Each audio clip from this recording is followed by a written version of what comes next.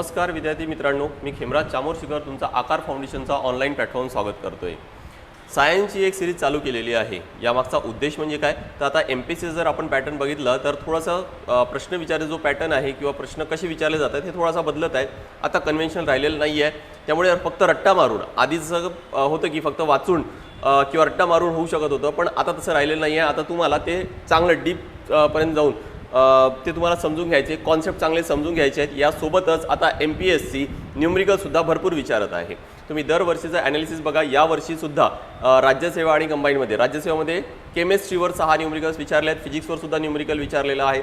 त्यामुळे आता सोपं आधीसारखं राहिलेलं नाही आहे, राईट। त्यासोबतच की आधी जे बुक्स ॲस्पायरंट्स होते जे वाचत होते त्यातून बरेचसे प्रश्न अटेम्प्ट होत नाही, आणि म्हणून हा सगळा उद्देश समोर ठेवून आपण ही सिरीज चालू केलेली आहे। यामध्ये आपण मुख्यतः काय करतोय की एक छोटासा टॉपिक, कोणताही टॉपिक असेल त्यातला एक छोटासा टॉपिक हा आपण कव्हर करतो, जो पूर्ण डीपपर्यंत जाऊन की नेमका आयोगाला काय एक्सपेक्टेड आहे ते समजून घेऊन। आता ते पण कसं समजणार आहोत तर ते प्रिव्हियस इयर क्वेश्चन बोर्डवर दिसत असेल तुम्हाला की प्रिव्हियस इयर क्वेश्चन आहे एक 2000 राज्यसेवा प्री 2014चा प्रश्न आहे। ते घेतल्याशिवाय आपल्याला समजणारच नाही की नेमका आयोगाला काय एक्सपेक्टेड आहे। आणि या सगळ्याचं ॲनालिसिस केल्यानंतर, प्रिव्हियस इयर क्वेश्चनचा ॲनालिसिस केल्यानंतर आपल्याला एक लक्षात येतं की हे सगळ्या प्रश्नाचा जो सोर्स आहे किंवा मॅक्झिमम प्रश्नाचा सोर्स आहे ना तो आपल्या शाळेच्या पुस्तकात मिळतं। आणि म्हणून आपण सोर्ससुद्धा डिस्कस करत आहोत की शाळेच्या पुस्तकामध्ये कोणत्या वर्गात कोणता चॅप्टर आहे तुम्हाला त्याबद्दल ते वाचायला मिळेल, हे सुद्धा आपण डिस्कस करणार आहोत। आणि बघा की आपण पूर्ण एक्झाम ओरिएंटेड हे सगळं अभ्यास करत आहोत, ठीक आहे। कारण प्रिव्हियस इयर क्वेश्चन्स घेतोय आणि त्याचा सोर्ससुद्धा डिस्कस करत आहोत, ठीक आहे। त्यामुळे याच पद्धतीने अभ्यास केला तर तुमचे सायन्समध्ये चांगले मार्क्स कव्हर होऊ शकतात, ठीक आहे, याची मी गॅरंटी देतो। नेक्स्ट बघा की आता जर तुम्हाला सायन्सचे असेच जर व्हिडिओ जर पाहायचे असतील तर आकार कॉन्सेप्ट टॉक म्हणून एक प्लेलिस्ट आहे, त्यामध्ये जाऊन तुम्हाला बाकीचे पण सायन्सचे व्हिडिओज पाहायला मिळतील। या आधीसुद्धा काही व्हिडिओज मी रेकॉर्ड केलेले आहेत, ती यूट्यूबवर तुम्हाला फ्रीमध्ये पाहायला मिळणार आहे। आज असाच एक टॉपिक कव्हर करणार आहोत, तो आहे काय तर साऊंड। तो आहे त्या हा टाईप कोणता आहे तर टाईप्स ऑफ वेव्ह आणि काय तर साऊंड, ठीक आहे। हा टॉपिक कव्हर करणार आहोत। यावर आयोगाने या आधी 2-3 प्रश्न विचारलेले आहेत, ते कव्हर करणार आहोत की नेमकं वेव्ह जे आहेत, वेव्ह म्हणजे काय तर तरंगाचे प्रकार कोणकोणते आहेत, आणि मग त्याच्यामध्ये ध्वनी आहे ना तो कोणत्या प्रकारचा आहे, ठीक आहे। तर बघा आता यावरचे प्रश्न काय काय विचारले तर बघा, हा एक प्रश्न विचारलाय जो साऊंडशी रिलेटेड आहे। ध्वनी लहरी वायू पदार्थापेक्षा स्थायू पदार्थात वेगाने जातात, का जातात की जात नाही की स्लो आहेत, हे सगळं आपण डिस्कस करू। ध्वनी लहरी निर्वात पोकळीतून म्हणजे व्हॅक्यूममधून सर्वात जलद गतीने जातात, सर्वात फास्ट जातात, बरोबर आहे की चूक आहे तो पण डिस्कस करू। ध्वनी लहरी अनुलंब लहरी आहेत, अनुलंब लहरीनं नेमकं काय आहेत, आणि किंवा अजून एक प्रकार आहे ज्याला ट्रान्सव्हर्स वेव्ह म्हणतात। अनुलंब म्हणजे काय तर लॉन्जिट्युडिनल आहे, तो म्हणजे काय आहे नेमका ते पण आपण डिस्कस करू। ध्वनी लहरी द्रव पदार्थापेक्षा वायू पदार्थातून कमी वेगाने जातात, हे सुद्धा आपण डिस्कस करणार आहोत, राईट। नेक्स्ट बघा काय आहे तर हाच इंग्लिशमध्ये तोच प्रश्न दिलेला आहे। अजून एक प्रश्न, हा प्रश्न कधीचा आहे तर हा आहे MES म्हणजेच काय तर महाराष्ट्र इंजिनिअरिंग सर्व्हिस 2021 मध्ये विचारलेला प्रश्न आहे। ध्वनी तरंग ही यांत्रिक अनुतरंग असून खालीलपैकी कोणत्या माध्यमातून त्या प्रवास करतात, फार सोपा प्रश्न विचारला होता आयोगाने, ठीक आहे। तर बघा डिस्कस करू आपण। हा याबद्दलचं म्हणजे हे जे प्रश्न किंवा आजचा जो आपण टॉपिक घेणार आहोत ना, यामध्ये बघा की सरळ मी तुम्हाला सांगतो की 2 भाग आहेत। एक आहे काय तर टाइप्स ऑफ वेव्ह आणि दुसरं म्हणजे काय की साऊंड। कारण की साऊंड हे काय तर it's a form of energy किंवा एनर्जी म्हणून, आणि काय तर हे असतं कोणत्या फॉर्ममध्ये तर वेव्हच्या फॉर्ममध्ये असतं। त्यामुळे साऊंड शिकण्यासाठी किंवा लाईट म्हणजे प्रकाश शिकण्यासाठी तुम्हाला टाइप्स ऑफ वेव्स किंवा वेव्ह म्हणजे काय आणि त्याचे प्रकार कोणकोणते आहेत हे माहीतच असायला पाहिजे। अदरवाईज साऊंडचा बेसिक कॉन्सेप्ट आहे ना तो क्लिअर होणार नाही। साऊंड नेमकं काय आहे, त्या कोणत्या प्रकारचा वेव्ह आहे हे जोपर्यंत माहीत होणार नाही तोपर्यंत साऊंडचे बाकीचे कॉन्सेप्ट्स आहेत, त्याच्या भोवती जे अवतीभोवती कॉन्सेप्ट आहेत किंवा काही जर एखादी कॉन्सेप्च्युअल प्रश्न विचारला तर तो लगेच तुम्हाला सॉल्व्ह करता येणार नाही। सिमिलरली लाईटसाठी सुद्धा इम्पॉर्टंट आहे, कारण लाईट हे सुद्धा काहीतरी एक वेव्ह आहे, एक काहीतरी तरंग आहे, ठीक आहे। आणि म्हणून बघा की इथं आपण ना या टॉपिकमध्ये सगळं जेवढे पण वेव्हचे प्रकार आहेत ना सगळे डिस्कस करणार आहोत। आणि काय तर छोटासा टॉपिक घेऊ, काय तर तो साऊंड, म्हणजे नेमकं फक्त एवढंच डिस्कस करू की साऊंड कोणत्या प्रकारचा वेव्ह आहे, ठीक आहे। तर आता 2 भाग सांगितले मी टाइप्स ऑफ वेव्ह, तो एक्स्ट्रा माहिती मी माझ्या नोट्समधून घेऊन आलोय, आणि जे काही साऊंडशी रिलेटेड जो कंटेंट आहे तो तुम्हाला कशामध्ये मिळेल तर यामध्ये मिळणार आहे 6व्या वर्गातील 13वा युनिट आहे त्यामध्ये ते मिळेल, ठीक आहे। हां, सगळ्यात आधी बघू की आपण नेमकं तरंग म्हणजे काय, वेव्ह म्हणजे काय आहे ना तेच आपण समजून घेऊ।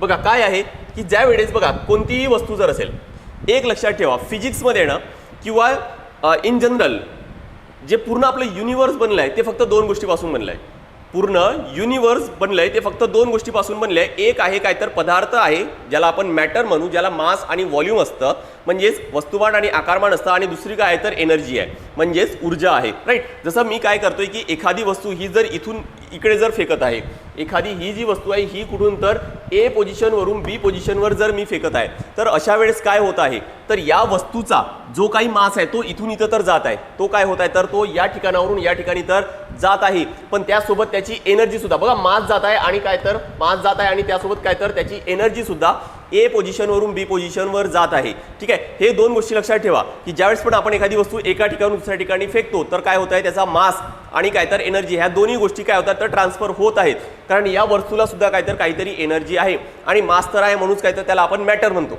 बरोबर. पण बघा की वेव्ह म्हणजे नेमकं काय असतं. वेव्ह मध्ये नेमकं काय असतं की मॅटर आहे ना, मॅटर ट्रान्सफर होत नाही. होतं काय तर फक्त काय होते तर एनर्जी ट्रान्सफर होते. आता समजायचं कसं ना, फार सोपी आहे. ज्यावेळेस तुम्ही जर ओपन वॉटर जवळ जर गेलेत आणि एखादी दगड टाकून बघा तर काय होतात तर वेव्स तयार होतात. पाण्याचा जवळ जर गेले आणि एखादी जर दगड टाकला तर काय होणार तर वेव्स तयार होतात. हे सगळ्यांनी अनुभवलं असतं. बरोबर. आता थोडंसं विचार करा किंवा परत एकदा जाऊन असं ट्राय करून बघा आणि विचार करा की नेमकं ज्यावेळेस तुम्ही तिथं दगड टाकता त्यावेळेस ते वेव्स असे मोठे मोठे होत जात आहेत, पण काय तिथला पाणी, तो सेंटरमधला पाणी काय समोर जात आहे का, सगळ्या बाजूने जात आहे का. राईट. हा थोडासा विचार करा. राईट. आता यासाठी मी तुम्हाला परत एक एक्सपेरिमेंट सांगतोय, तो पण करून बघा, कारण मी जर फक्त थेरॉटिकली सांगितलं तर तुम्हाला ते लगेच कळणार नाही, पण हे ट्राय करून बघा. काय करायचंय, आधीनं एक छोटासा झाडाचा पान टाकायचा आणि मग दगड टाका. दगड टाकल्यानंतर बघा की तो त्या वेव्ह सोबत समोर जात आहे की फक्त त्याच ठिकाणी काय होतं तर खालीवर होत आहे, काय होत आहे त्याच ठिकाणी खालीवर होत आहे. राईट. यावरून तुमचं ना कॉन्सेप्ट पूर्ण क्लिअर होईल की नेमकं काय होतं की तो जो पान आहे ना तो त्याच ठिकाणी काय तर खालीवर होतं. याचा अर्थ काय की तिथं फक्त त्याची एनर्जी आहे ना ती फक्त कमी जास्त वर खाली होत आहे.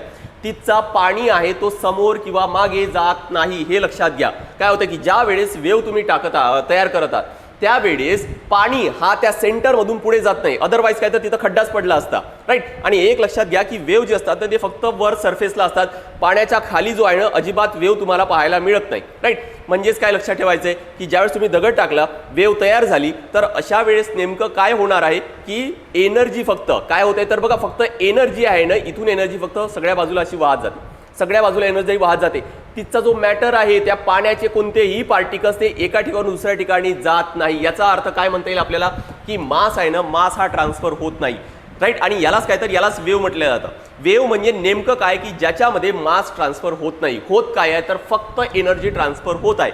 राईट. आणि आपण या वस्तूचा एक एक्झाम्पल घेतला ना, यामध्ये मास आणि एनर्जी ट्रान्सफर होत आहे, तो समजायला तर फार सोपी आहे, पण वेव्हचा कॉन्सेप्टच बऱ्याच विद्यार्थ्यांना कळत नाही, कारण हे एवढं डीपपर्यंत कोणी अभ्यास करत नाही, विचारच करत नाही. तर वेव्ह म्हणजे नेमकं काय तर लक्षात घ्या, वेव्ह म्हणजे नेमकं काय आहे की ज्यामध्ये फक्त एनर्जी ट्रान्सफर होत आहे, मास ट्रान्सफर होत नाही आहे. बरोबर. आता असेच कोणकोणते प्रकारचे एनर्जी आहेत आणि काय आहेत ते पण आपण घेऊ. बघा,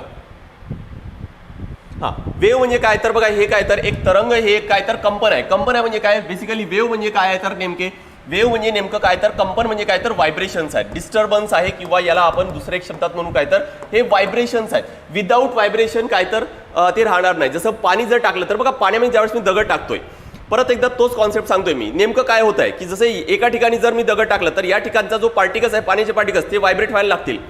याच्यामुळे काय होणार की याच्या बाजूचा जो पार्टिकल आहे ना त्याला थोडीशी एनर्जी मिळेल आणि तो पण काय होणार मग व्हायब्रेट व्हायला लागेल. त्याची एनर्जी त्याच्या पुढच्या पार्टिकलला मिळेल आणि ते पण काय होणार व्हायब्रेट व्हायला लागेल. आणि असं करत करत काय होणार तर ती एनर्जी एकमेकांना ट्रान्सफर केली जाईल, एकमेकांना काय तर ट्रान्सफर केली जाईल, आणि म्हणून ते वेव्हज आहेत ना ते मोठे मोठे होत जातात. आणि एनर्जी फक्त पार्टिकल टू पार्टिकल ट्रान्सफर केली जात आहे, एक पार्टिकल दुसऱ्या ठिकाणी जात नाही आहे. ठीक आहे. हा एवढा कॉन्सेप्ट लक्षात घ्या. ठीक आहे. पदार्थाचे स्थानांतरण न होता ऊर्जा काय तर एका ठिकाणून दुसऱ्या ठिकाणी स्थानांतरित केली जाते. काय होतंय तर बघा की मॅटर एका ठिकाणी दुसऱ्या ठिकाणी जात नाही, फक्त काय तर एनर्जी आहे ती एका ठिकाणून दुसऱ्या ठिकाणी जाते. यालाच काय म्हटलं जातं तर वेव्ह म्हटलं जातं. आता वेव्हचे ना मग दोन प्रकार आहेत. वेव्हचा जर कॉन्सेप्ट जर क्लिअर असेल तर मग काय तर वेव्हचे दोन प्रकार आहेत. कोणते दोन प्रकार आहेत? एक आहे यांत्रिक तरंग आणि दुसरा काय आहे तर विद्युत चुंबकीय तरंग, म्हणजे मेकॅनिकल वेव्ह आणि इलेक्ट्रोमॅग्नेटिक वेव्ह आहे. मेकॅनिकल वेव्ह म्हणजे काय, यांत्रिक तरंग म्हणजे काय की ज्या वेव्हसाठी, ज्या तरंगाला माध्यमाची म्हणजे मीडियमची गरज असते त्याला काय म्हणू आपण मेकॅनिकल वेव्ह म्हणणार आहोत. जसं फॉर एक्झाम्पल आता जो पाण्याचा एक्झाम्पल घेतला ना ते वेव्ह आहेत, बरोबर, पण ते पाण्यातील तरंग एका ठिकाणून दुसऱ्या ठिकाणी जाण्यासाठी पाण्याची तर गरज राहणार आहे. आणि अदरवाईज ते ट्रान्सफर होणार आहे का, ती एनर्जी ट्रान्सफर होणार आहे का, त्या पाण्याच्या पार्टिकलमधली एनर्जी अदरवाईज ट्रान्सफर होणार नाही, त्यासाठी पाण्याचे पार्टिकल्स लागणारच आहेत. आणि म्हणून मग अशा वेव्हला काय म्हणू आपण, तर मेकॅनिकल वेव्ह म्हणणार आहोत. एक्झॅक्टली याचाच उलट करा ना, ते म्हणजेच काय तर इलेक्ट्रोमॅग्नेटिक वेव्ह, विद्युत चुंबकीय तरंग. फॉर एक्झाम्पल लाईट आहे, सूर्यापासून पृथ्वीपर्यंत प्रकाश येत आहे. का येत आहे तर विचार करा, कसं येत आहे ते विचार करा, बरोबर ना. कारण पृथ्वी आहे आणि पृथ्वीच्या काहीतरी हाईटपर्यंत आपल्याला माहिती आहे की ॲटमॉस्फिअर आहे, एअर आहे, पण त्याच्यानंतर तर मग काय तर व्हॅक्यूम आहे ना, त्यानंतर काय व्हॅक्यूम आहे, निर्वात पोकळी आहे, पण तरी सुद्धा लाईट आपल्यापर्यंत येत आहे. आता त्या व्हॅक्यूममधून कसं काय ट्रॅव्हल करत आहे, कारण ते जे वेव्ज आहेत ते कोणत्या, तर ते इलेक्ट्रोमॅग्नेटिक वेव्ह आहेत, किंवा ज्यांना मीडियमची गरजच नाही आहे अशांना आपण काय म्हणू, तर इलेक्ट्रोमॅग्नेटिक वेव्ह, विद्युत चुंबकीय तरंग म्हणणार आहोत. हा दोन फरक, हाच फरक ना, या दोघांमधला फरक मुख्यतः लक्षात ठेवा. हाच इम्पॉर्टंट आहे. हीच डेफिनेशन आहे मेकॅनिकल वेव्हची आणि इलेक्ट्रोमॅग्नेटिक वेव्हची. तर मेकॅनिकल वेव्ह म्हणजे काय, तर बघा, प्रसारण होण्यासाठी भौतिक माध्यमाची गरज नाही, फिजिकल मीडियमची गरज नाही आहे, गरज असते. मेकॅनिकलमध्ये गरज असते, तर यामध्ये गरज राहत नाही. Physical medium not required for propagation. Next काय, तर बघा, आता जर याच्यामध्ये फिजिकल माध्यमाची जर गरज आहे, फिजिकल मीडियमची जर गरज आहे, तर मग हा निर्वात पोकळीतून किंवा व्हॅक्यूममधून ट्रॅव्हल करू शकणार नाही. मेकॅनिकल वेव्ह काय होणार, तर व्हॅक्यूममधून ट्रॅव्हल करू शकणार नाही. आत्ताच आपण बघितलं की लाईट जो आहे ना, तो काय तर इलेक्ट्रोमॅग्नेटिक वेव्ह आहे आणि तो व्हॅक्यूममधून ट्रॅव्हल करू शकतोय, आणि म्हणून काय येणार, तर हा can travel through vacuum. Example सरळ तेच लक्षात ठेवायचे. बघा इथं काय दिलेलं आहे मी, पाण्यातील तरंग मेकॅनिकल वेव्ह आहे, आणि इलेक्ट्रोमॅग्नेटिकमध्ये काय येणार, तर प्रकाश तरंग किंवा रेडिओ तरंग. हे सगळे कशामध्ये येणार, तर प्रकाश तरंग म्हणजेच लाईट वेव्ह जे आहे ते कशामध्ये येणार, तर इलेक्ट्रोमॅग्नेटिक वेव्हमध्ये येणार आहे. ठीक आहे. परत इथं अजून एक एक्झाम्पल दिलंय, तो म्हणजे काय, तर ध्वनी तरंग. ध्वनी तरंग सुद्धा लक्षात ठेवा, ते काय तर ते मेकॅनिकल वेव्ह आहेत, राईट. ते आहेत काय तर मेकॅनिकल वेव्ह, म्हणजे त्यांना मीडियमची गरज आहे. याचा अर्थ काय की ते व्हॅक्यूममधून ट्रॅव्हल करणार आहे का, व्हॅक्यूममधून ट्रॅव्हल करणार नाही. कसं समजून घेता येईल, जर सपोज एक व्हॅक्यूम तयार केलंय, एका रूम मध्ये ना मी पूर्ण एक व्हॅक्यूम तयार केलंय, एका कोपऱ्याला मी आहे, दुसऱ्या कोपऱ्याला दुसरा व्यक्ती उभा आहे, आणि मी जर जे काही बोलतोय त्याला त्या व्यक्तीपर्यंत तो आवाजच जाणार नाही. का, कारण तिथं काय तर तिथं व्हॅक्यूम आहे का, तिथं मीडियम आहे का, मीडियमच नाही आहे. तिथं काय तयार केलंय आपण, व्हॅक्यूम तयार केलंय. व्हॅक्यूम कसं तयार करता, हवा वगैरे सगळं काढून फेकून द्यायची, तर काय होणार, तर व्हॅक्यूम तयार होईल. ज्या ठिकाणी काहीही नाही त्या ठिकाणी काय आहे, तर मग व्हॅक्यूम आहे, राईट. आणि व्हॅक्यूम मधून साऊंड आहे, कारण साऊंड किंवा ध्वनी तरंग हे ट्रॅव्हल करणार नाही. रिझन काय, तर मेकॅनिकल वेव्ह आहे, राईट. आता बघा, आपल्याला मुख्यतः कशाकडे जायचे, आपल्याला जायचे कशाकडे, तर आपल्याला फोकस करायचे साऊंड, की साऊंड नेमका कोणत्या प्रकारचा आहे. एक तर माहीत झाला की मेकॅनिकल वेव्ह आहे, बरोबर, पण या मेकॅनिकलचे अजून वेव्ह प्रकार येतात. ठीक आहे. त्यामुळे आपण काय करू, इलेक्ट्रोमॅग्नेटिकचं फक्त एवढं डेफिनेशन लक्षात ठेवा. पुढच्या कुठल्या तरी एखाद्या टॉपिकमध्ये इलेक्ट्रोमॅग्नेटिकचे जेवढे पण प्रकार असतात ते एकदा डिस्कस करू. आता काय करणार आहोत आपण, मेकॅनिकल वेव्हचे बघा प्रकार कोणकोणते आहेत. नेक्स्ट बघा, आता मेकॅनिकल वेव्हचे प्रकार कोणता, एक आहे काय तर अणुतरंग, ज्याला लॉन्जिट्युडिनल वेव्ह म्हणतात, आणि दुसरं काय तर अवतरंग, ज्याला काय म्हटलं जातं, ट्रान्सव्हर्स वेव्ह म्हटलं जातं. आता मी एक छोटंसं एक क्लिप दाखवतोय, त्यावरून तुम्हाला लगेच लक्षात येईल की लॉन्जिट्युडिनल वेव्ह म्हणजे नेमकं काय आहे आणि ट्रान्सव्हर्स वेव्ह म्हणजे नेमकं काय. तर बघा, हा व्हिडिओ तुम्हाला कदाचित स्क्रीनवर दिसत असेल. काय आहे तर बघा, ट्रान्सव्हर्स वेव्ह. ट्रान्सव्हर्स वेव्ह काय आहे की हे जे स्प्रिंग आहे ना, ही काय केली तर अशी खालीवर करतोय मी, राईट. किंवा एक तुम्ही इमॅजिन करू शकता की एखाद्या खिळ्याला एक धागा बांधायचा, दोरा बांधायचा, आणि त्याला बस खालीवर करायचंय. एक जी पण वेव्ह तयार होईल ती कोणती होणार, तर ही ट्रान्सव्हर्स वेव्ह होणार.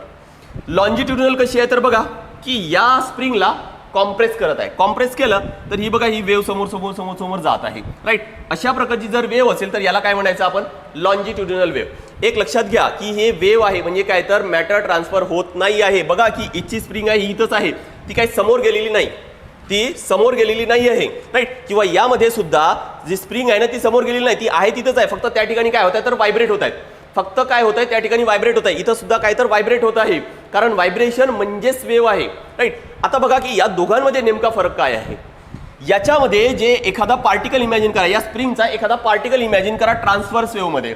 तो जो पार्टिकल आहे तो कसा व्हायब्रेट होत आहे, हा या पद्धतीने अप अँड डाऊन ट्रान्सफर होत आहे, आणि वेव्ह कशी प्रोपोगेट होत आहे, या पद्धतीने. मग अशा वेळेस काय असणार तर बघा, या दोघांची डायरेक्शन लक्षात घ्या की हे व्हायब्रेशनची डायरेक्शन अशी अप अँड डाऊन आहे, आणि ट्रान्सफर होण्याची डायरेक्शन किंवा प्रोपोगेट होण्याची डायरेक्शन अशी आहे. हे दोघंही जण बघा की एकमेकांना कशी आहे तर परपेंडिक्युलर आहेत. कशी आहेत तर हे परपेंडिक्युलर आहेत. आणि हे जर परपेंडिक्युलर असेल, बघा काय सांगतो मी, डेफिनेशन नीट लक्षात घ्या.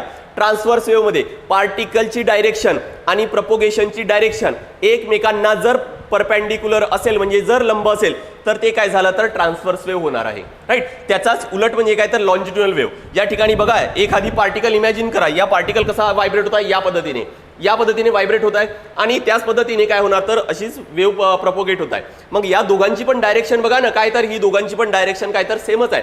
व्हायब्रेशनची पण डायरेक्शन हीच आणि काय तर प्रोपोगेशन होण्याची पण डायरेक्शन तीच आहे. म्हणजे हे दोन्ही पण काय तर एकमेकांना पॅरलल आहेत किंवा एकाच डायरेक्शननी असं म्हणू आपण. आणि मग अशा वेळेस अशा वेव्हला काय म्हटलं जातं तर लॉन्जिट्युडिनल वेव्ह म्हटलं जातं, राईट. एवढं जर क्लिअर असेल तर बघा आता बाकीचं ना आपण हे लगेच लक्षात येतं. आता काय आहे तर बघा लॉन्जिट्युडनल वेव्ह म्हणजे काय, particles of the medium vibrate parallel. Longitudinal म्हणजे काय होतं तर particles of the medium vibrate parallel to the direction of the wave propagation. दोघांची पण डायरेक्शन सेमच होती. हे दोघं काय होतं दोलन तरंग प्रसारणाच्या रेषेनुसार होत आहे. म्हणजे ज्या बाजूला ते व्हायब्रेशन होत आहे त्याच बाजूला काय तर ते प्रोपोगेट सुद्धा होत आहे. त्यालाच काय म्हणतात तर अणुतरंग म्हणतात, त्यालाच लॉन्जिट्युडनल वेव्ह म्हटलं जातं, राईट. आणि बघा की नेमकं याच्यामध्ये काय होतं, लॉन्जिट्युडनल वेव्ह मध्ये नेमकं काय होतं तर कॉम्प्रेन्शन आणि रेरिफ्रॅक्शन होतं. कॉम्प्रेशन आणि रेरिफ्रॅक्शन म्हणजे नेमकं काय तर बघा कॉम्प्रेन्शन अँड रेरिफ्रॅक्शन म्हणजे नेमकं काय आहे. तसं या वेव्ह मध्ये लॉन्जिट्युडनल वेव्ह मध्ये बघा कॉम्प्रेशन म्हणजे काय की ज्या ठिकाणी हा जो कॉम्प्रेस झालेला भाग आहे ना त्याला काय म्हणतात तर कॉम्प्रेशन. ज्या ठिकाणी विरळ भाग आहे ना त्याला काय म्हणायचं तर रेरिफ्रॅक्शन. त्यामुळे लॉन्जिट्युडनल वेव्ह मध्ये नेमकं तुम्हाला काय पाहायला मिळतं कॉम्प्रेन्शन अँड रेरिफ्रॅक्शन. या ट्रान्सव्हर्स वेव्ह मध्ये काय तर असे वर खाली पाहायला मिळतं. जो वरचा भाग असतो त्याला म्हणतात काय तर क्रेस्ट आणि खालचा जो भाग असतो त्याला काय म्हणतात तर ट्रफ. त्यामुळे ट्रान्सव्हर्स वेव्ह कशापासून तयार झालाय क्रेस्ट अँड ट्रफ पासून. लॉन्जिट्युडनल वेव्ह कशापासून तयार झालाय तर कॉम्प्रेशन अँड रेरिफ्रॅक्शन. मराठीमधले पण याचे वर्ड्स घेऊ आपण बघा, पण हे इंग्लिशमध्ये जास्त सोपी आहे आणि लक्षात ठेवायला पण जास्त सोपी आहे. कंटेंट लगेच मिळतो आपल्याला की लॉन्जिट्युडनल वेव्ह मध्ये कशापासून तयार झाले तर कॉम्प्रेन्शन अँड रेरिफ्रॅक्शन. कशापासून तयार झाले कॉम्प्रेन्शन अँड रेरिफ्रॅक्शन. कॉम्प्रेशन म्हणजे संपीडन आणि याला काय म्हणतात तर विरलन म्हटलं जातं. तेच ट्रान्सव्हर्स वेव्ह म्हणजे काय होतं तर up and down vibration and एका या बाजूला काय असणार तर ते प्रोपोगेट होत होतं. याचा अर्थ काय झालं की हे परपेंडिक्युलर असतात. दोलन तरंग प्रसारणाच्या रेषेला लंब असते. लंब म्हणजेच काय तर perpendicular. Particles of the medium vibrate at right angles to the direction of wave propagation, right. यालाच काय म्हटलं जातं तर ट्रान्सव्हर्स वेव्ह म्हणतात. काय तयार होतं याच्यामध्ये तर क्रेस्ट म्हणजे काय तर हा बघा अशी वेव्ह दाखवता येईल. ही मधली बाजू ठीक आहे, हे वरचा जो भाग आहे त्याला क्रस्ट म्हणायचे, खालची जे भाग आहे ते काय तर ट्रफ म्हणायचं आहे, राईट. हे जर लक्षात आलं असेल तर बघा आता एक्झाम्पल सगळं सोपं आहे लक्षात ठेवायला. लॉन्जिट्युडनल वेव्हचा कोणता एक्झाम्पल लक्षात ठेवायचे तुम्हाला ध्वनी तरंग. की ध्वनी तरंग साऊंड वेव्ह नेमके काय आहेत तर ते आहेत काय तर लॉन्जिट्युडनल वेव्ह आहेत. आणि ट्रान्सव्हर्स वेव्ह नेमकं कोणतं लक्षात ठेवायचं तर पाण्यातील तरंग. कारण आपल्याला माहिती आहे दगड टाकल्यानंतर पाणी वर खाली होतं आणि जे वेव्हज आहेत ना ते काय तर असे समोर जात असतात, राईट. म्हणजे एकमेकांना काय तर ते परपेंडिक्युलर आहे. त्यामुळे ते कोणते होणार तर पाण्यातील तरंग होईल. तो कोणता भाग आहे तर किंवा कोणता टाईप आहे ट्रान्सव्हर्स वेव्हचा आहे, राईट. आपल्याला फोकस कशावर करायचं आहे तर या ध्वनी तरंगावर. बघा आता ध्वनी तरंग जर तुम्हाला लॉन्जिट्युडनल वेव्ह जर समजलं असेल नेमकं कसे प्रोपोगेट होत आहेत तर ध्वनी तरंग समजायला सोपी आहे. ज्यावेळेस मी इमॅजिन करा की ज्या वेळेस मी बोलतोय त्यावेळेस काय आहे की माझ्या तोंडासमोर एअर आहे आणि एअरचे इमॅजिन करा की असे एअरचे काय तर लेयर्स आहेत. म्हणून इमॅजिन करू आपण की काय तर एअरचे काय तर हे लेयर्स आहेत. समोर एक असे लेयर्स आहेत. आता ज्यावेळेस मी बोलतो त्यावेळेस काय होत आहे जस्ट माझ्या तोंडासमोरची जी लेअर आहे ना ती काय होणार तर ती व्हायब्रेट होईल. काय होईल व्हायब्रेट होईल. हे व्हायब्रेट झाल्यानंतर नेमकं काय होणार की त्याच्या समोर जी लेअर आहे बघा त्याच्या समोर जी लेअर आहे हिला धक्का लागेल आणि हिला धक्का लागला की मग हे सुद्धा काय होणार तर व्हायब्रेट व्हायला लागेल. हे जर व्हायब्रेट झालं तर पुढच्याला काय होणार धक्का लागेल आणि ती सुद्धा काय होईल तर व्हायब्रेट होणार. हे व्हायब्रेट होईल आणि काय तर एनर्जी आहे ना ती काय तर लेअर टू लेअर आपण कन्सिडर करू. इथं लेअर ॲक्च्युली राहणार नाही तर इथे ॲक्च्युली आहे काय तर ते पार्टिकल्सच आहे, राईट. तर ते लेअर टू लेअर किंवा पार्टिकल्स टू पार्टिकल्स काय होणार तर एनर्जी आहे ती ट्रान्सफर केली जाईल. जर पार्टिकल्सच नाही कोणतेच पार्टिकल नाही आहेत तर मग अशा वेळेस काय होणार आहे अशा वेळेस काय होईल तर एनर्जी ट्रान्सफरच होणार नाही. म्हणजे आवाज आहे तो जाणारच नाही आहे. पार्टिकल नाही म्हणजे काय तर व्हॅक्यूम आहे. व्हॅक्यूम जर राहिलं तर काय तर आवाज काय होणार तर ट्रान्सफर होणार नाही कारण ते आहे काय तर ते मेकॅनिकल वेव्ह आहे, राईट. आणि दुसरं काय लक्षात ठेवायचं तुम्हाला मेकॅनिकल वेव्ह पैकी पण कोणता प्रकार आहे तर तो आहे कोणता तर लॉन्जिट्युडनल अणुतरंग आहे. यांत्रिक अणुतरंग मेकॅनिकल लॉन्जिट्युडनल वेव्ह आहे, ठीक आहे. हे एवढं लक्षात ठेवा ध्वनी तरंग, राईट. आता नेक्स्ट बघा काय दिलेलं आहे. हां हेच डायग्राममध्ये मगाशी जे मी तुम्हाला व्हिडिओ दाखवले क्लिप दाखवले त्याचंच इथं एक हे दाखवलं आहे डायग्राममध्ये. लॉन्जिट्युडनल वेव्हमध्ये काय तर हा बघा हा जो भाग असतो याला आपण रेरिफ्रॅक्शन म्हणू. हा जो भाग आहे ना याला काय तर कॉम्प्रेशन म्हणू. रेरिफ्रॅक्शन कॉम्प्रेशन. इथं जो भाग आहे ही मीडियन लाईन आणि वरचा जो भाग क्रेस्ट खालचा जो भाग आहे तो काय तर ट्रफ. त्यामुळे ट्रान्सव्हर्स वेव्ह ही अशी तयार होते. लॉन्जिट्युडनल वेव्ह कॉम्प्रेशन अँड रेरिफ्रॅक्शन पासून तयार होते. नेक्स्ट आता आपण साऊंडवर येऊ. जर आपल्याला वेव्हचा प्रकार समजलाय आणि साऊंड वेव्ह कोणत्या प्रकारची वेव्ह आहे हे जर समजलं असेल तर बघा आता साऊंड म्हणजे नेमकं काय. साऊंड म्हणजे नेमकं काय, ध्वनी ही एक प्रकारची ऊर्जा आहे जी काय करते तर आपल्या कानाला संवेदना निर्माण करते. नेमकं कसं करते ते बघा शाळेच्या पुस्तकात 6व्या वर्गातलेच हे स्क्रीनशॉट आहेत, तिथून क्लिअर होतं. बघा ध्वनी स्त्रोताभोवती हवा असते, बरोबर ना. आपल्याला जी आवाज ऐकू येतो त्याच्या अवतीभोवती काय आहे तर जिथून पण आवाज जनरेट होत आहे, जर मी बोलतोय तर आवाज जनरेट होत आहे तर ॲक्च्युली काय होत आहे त्याच्या अवतीभोवती काय तर हवा आहे. ध्वनी स्त्रोताचे कंपन होऊ लागले की त्याच्या लगतच्या हवेचा थरही काय तर कंप पावतो, म्हणजेच काय त्याचा जवळचा जो लेअर आहे ना हवेचा लेअर तो पण काय होणार तर तो व्हायब्रेट व्हायला लागेल. ध्वनी स्त्रोतापासून सर्व दिशांना ध्वनीच्या कंपनाची लाट पसरत जाते, या लाटेलाच काय म्हणतात तर ध्वनी लहर म्हटलं जातं. म्हणजे सगळ्याच बाजूला सगळे बाजूला पार्टिकल्स आहे, इकडे पण जाईल इकडे पण जाईल इकडे पण सगळ्याच बाजूला जाणार आहे, त्यामुळे त्यालाच काय म्हणतात तर ध्वनी लहर म्हटल्या जातात. या ध्वनी लहरी आपल्या कानापर्यंत पोहोचतात. कानातील पोकळीत नाजूक पडदा असतो, हे आपल्याला बऱ्यापैकी माहित आहे, राईट. तो कंप पावतो, या कंपनामुळे निर्माण होणारी संवेदना, ही संवेदना आहे बघा की आपल्या कानामध्ये काय तर ती एनर्जी आहे. म्हणजे ते व्हायब्रेशन आले, ते व्हायब्रेशन कुठपर्यंत येणार आपल्या कानापर्यंत येणार, तो पडदा सुद्धा काय होणार व्हायब्रेट होईल आणि जसा व्हायब्रेट होणार आहे तशी माहिती आपल्या ब्रेनपर्यंत जाणार आहे, ज्यालाच आपण काय तर संवेदना म्हणतो, त्यालाच काय म्हणतो आपण संवेदना म्हणतो. कानातील चेतातंतूद्वारे आपल्या मेंदूपर्यंत पोहोचते आणि आपल्याला काय तर ध्वनी ऐकू येतो, राईट. तर तो जो व्हायब्रेशन आहे ते आपल्या कानाला जाणवणार आहे, त्यालाच आपण संवेदना म्हणतो. ते जसे असणार आहे तशी माहिती काय तर ब्रेनपर्यंत पाठवली जाईल आणि आपल्याला वाटेल मग समजेल की नाही हा आवाज नेमका हा आहे किंवा हा जो वर्ड आहे हा आवाज नेमका असा आहे, हा वर्ड नेमका हा उच्चारलेला गेलेला आहे किंवा एखादी ॲनिमल ओरडत आहे, प्राणी ओरडत आहे तर मग अशा वेळेस काय तर हा स्पेसिफिक हा प्राणी आहे.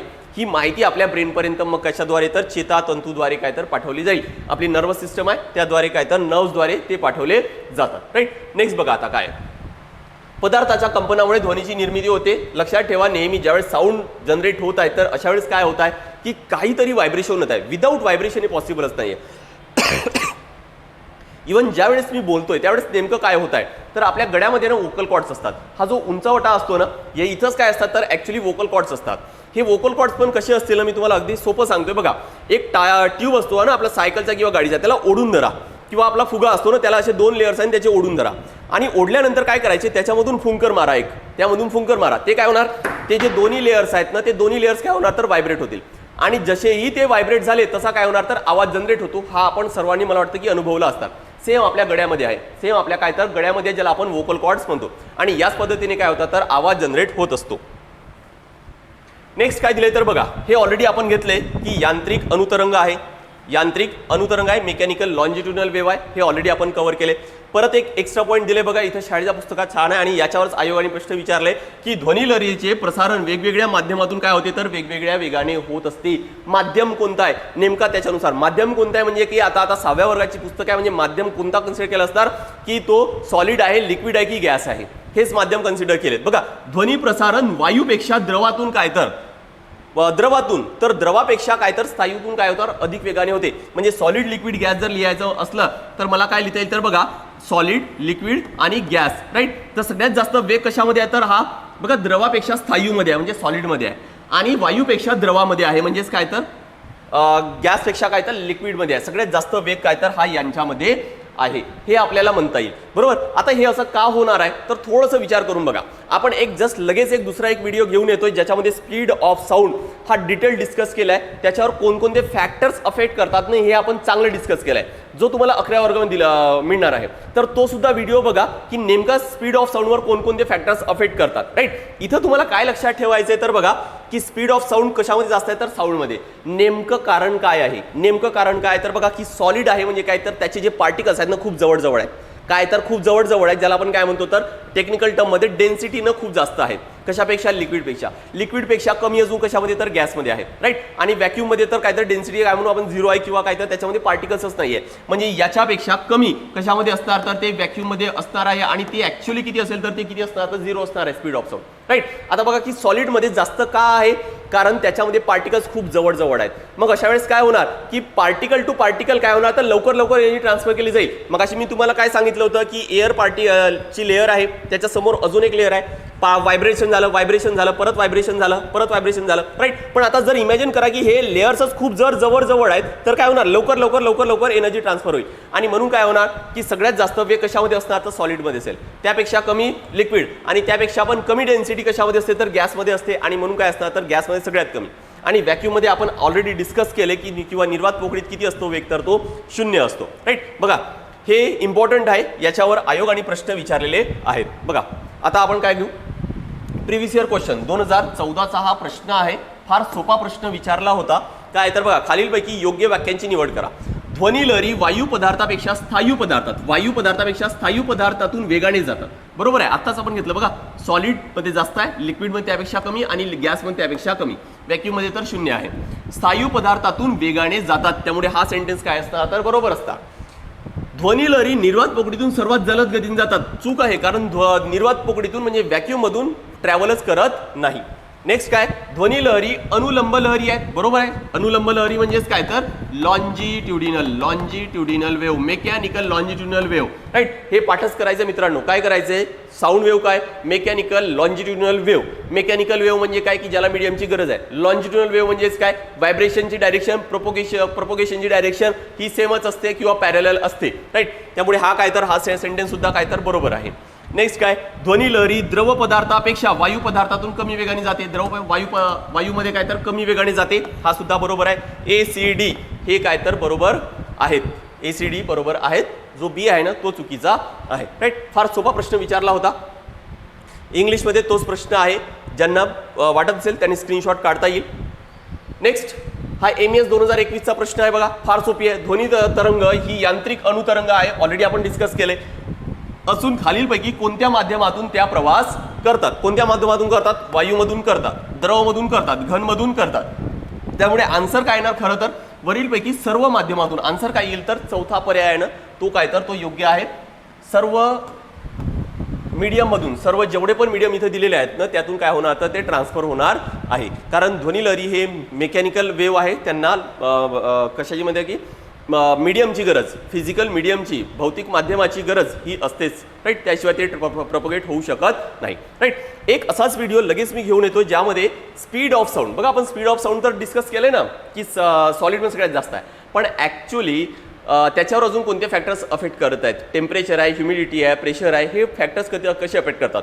कारण आता कंबाईनमध्ये ना असाच एक प्रश्न, रिलेटेड प्रश्न, आणि जसा तसा शाळेच्या पुस्तकात दिलेला, 11 वर्गामध्ये दिलेला तसा प्रश्न हा कंबाईनच्या पेपरमध्ये 2023ची जी कंबाईनची एक्झाम झाली त्यामध्ये विचारलेला आहे. त्यामुळे तो सुद्धा व्हिडिओ नक्की बघा.